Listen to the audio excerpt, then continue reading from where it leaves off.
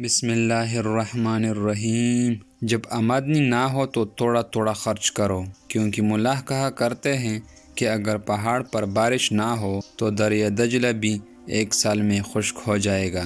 اس قوم کا جینا حرام ہے جو پڑھنے کے لیے اچھی کتابیں نہ لکھ سکیں۔ کردار ایک ایسا ایرا ہے جو ہر پتھر کو کاٹ سکتے ہیں۔ جس طرح تو برائی سننا ناپسند کرتے ہیں، اسی طرح اپنے آپ کو مدح سرائی سے بھی بچا۔ عقل مند پہلے اپنے دماغ سے پوچھتا ہے، پھر منہ سے بات نکالتا ہے۔ جب کلام کم ہو جائے تو انسان اکثر صحیح بات کرتا ہے۔ اپنے بوجھ خلقت میں کسی کے اوپر مت رکھ، خواہ کم ہو یا زیادہ۔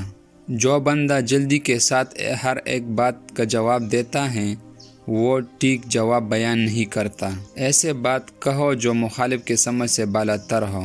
ہمیشہ آسان اور کم الفاظوں میں بات کرو۔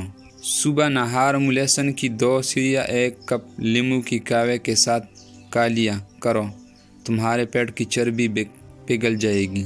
یاد رکھو، خدا کریم کی ساری عطاؤں میں حکمت سے بڑھ کر حکیم وہ بندہ ہے جس کی قول اور فعل دونوں برابر ہو۔ جو بندہ علمی بات نہ رکھتا ہو، اس کے سامنے علمی بات کرنا اسے اذیت پہنچانا ہے۔